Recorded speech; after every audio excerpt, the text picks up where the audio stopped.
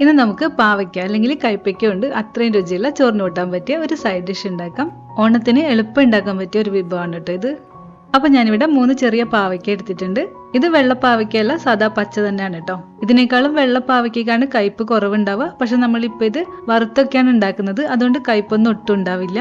3 കൂടെ 200 ഗ്രാം ഉണ്ട്. നല്ല നൈസായിട്ട് തന്നെ പാവയ്ക്ക കട്ട് ചെയ്തിട്ട് എടുക്കണം. എല്ലാതും ഇതുപോലെ അരിഞ്ഞെടുത്തിട്ടുണ്ട്. ഇനി നമുക്ക് ഫ്രൈ പാനിലേക്ക് അല്പം വെളിച്ചെണ്ണ ചേർത്തിട്ട് ചൂടാവുമ്പോൾ ഇതൊക്കെ വറുത്തെടുക്കണം. ഇപ്പൊ കുറേ ഉള്ള പോലെ തോന്നും, പക്ഷെ വറുത്തിട്ട് വരുമ്പോൾ ഇതിന്റെ പകുതിയിലും കുറവേ ഉണ്ടാവുള്ളൂ. തീ അധികം കൂട്ടി വയ്ക്കണ്ട, കരിഞ്ഞു പോവാതെ ഒരു ലൈറ്റ് ബ്രൗൺ ആവുന്ന പോലെ വറുത്താൽ മതി. ബാക്കി ഇതിന്റെ ചൂടിൽ തന്നെ ഒന്ന് ഫ്രൈ ആവും. അപ്പോൾ ഈ ഒരു രീതിയിൽ വറുത്തിട്ട് ഫ്ലെയിം ഓഫ് ചെയ്യാം. എന്നിട്ട് അധികമുള്ള എണ്ണയൊക്കെ മാറാനായിട്ട് നമുക്കൊരു ടിഷ്യൂ പേപ്പറിൽ നിരത്തി വെച്ചു കൊടുക്കാം. എണ്ണയൊക്കെ മാറിയിട്ട് പാവയ്ക്ക ഇതുപോലെ ക്രിസ്പി ആയിട്ടാണ് വേണ്ടത്. ഇതിലേക്കൊരു കൂട്ട് അരച്ചെടുക്കാനുണ്ട്. അപ്പൊ മിക്സിയുടെ ജാറിലേക്ക് 1/2 കപ്പ് തേങ്ങ ചേർത്ത് കൊടുക്കാം.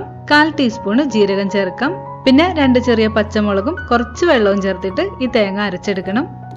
തേങ്ങ നല്ല ഫൈൻ ആയിട്ട് തന്നെ അരച്ചെടുക്കാം കേട്ടോ. പിന്നെ വേണ്ടത് ഒരു 1/4 ടീസ്പൂൺ കടുക് എടുത്തിട്ട് ഇതൊന്ന് ചതച്ച് വെക്കണം. സെപ്പറേറ്റ് ചതച്ചെടുക്കുന്നതാണ് നല്ലത്. ഇങ്ങനെ അല്ലാന്നുണ്ടെങ്കിൽ മിക്സിയിൽ തേങ്ങ അരച്ചിട്ട് പിന്നെ കടുക് ചേർത്തിട്ട് ജസ്റ്റ് ഒന്ന് കറക്കിയെടുത്താലും മതി. കടുക് ഫുള്ള് അരഞ്ഞു പോവാതെ ശ്രദ്ധിച്ചാൽ മതി.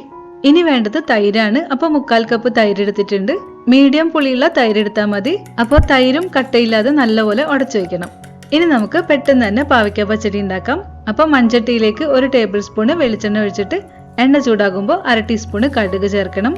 കടുകൊക്കെ പൊട്ടിയിട്ട് 2 ഉണക്കമുളകും കുറച്ച് കറിവേപ്പിലയും കൂടെ ചേർത്തിട്ട് മൂപ്പിച്ചെടുക്കണം.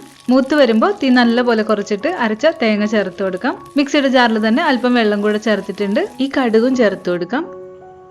ഇത് ചെറുതായിട്ടൊന്ന് ചൂടായാൽ മതി, തിളയ്ക്കൊന്നും വേണ്ട.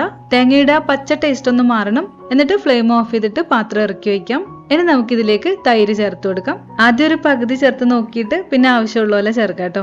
ഇതിലേക്ക് 1/4 കപ്പ് തന്നെ ആവശ്യം വന്നിരുന്നു. പുളിയൊക്കെ നോക്കിയിട്ട് പാകത്തിനുള്ള ഉപ്പും ചേർക്കണം. അപ്പൊ എല്ലാം ഇതുപോലെ മിക്സ് ചെയ്ത് എടുത്തിട്ടുണ്ട്. ഇനി നമുക്കിതിലേക്ക് വറുത്ത പാവയ്ക്ക ചേർത്ത് കൊടുക്കാം. കഴിക്കാൻ എടുക്കുന്നതിന് മുമ്പായിട്ട് പാവയ്ക്ക ചേർക്കുകയാണെങ്കിൽ പാവയ്ക്ക നല്ല ക്രിസ്പി ആയിട്ട് തന്നെ കടിക്കാൻ കിട്ടും. മുന്നേ ചേർത്ത് വെച്ചാൽ ഇത്തിരി ഒന്ന് സോഫ്റ്റ് ആവും. അപ്പൊ എങ്ങനെ ഇഷ്ടം എന്ന് വെച്ചാൽ അതുപോലെ ചെയ്താൽ മതി. അപ്പൊ ഇതേ സിമ്പിൾ ആയിട്ടുള്ള നല്ലൊരു പാവയ്ക്ക പച്ചടി റെഡി ആയിട്ടുണ്ട്. വീട്ടിൽ ട്രൈ ചെയ്യണം. മറ്റൊരു റെസിപ്പി ആയിട്ട് വീണ്ടും കാണാം.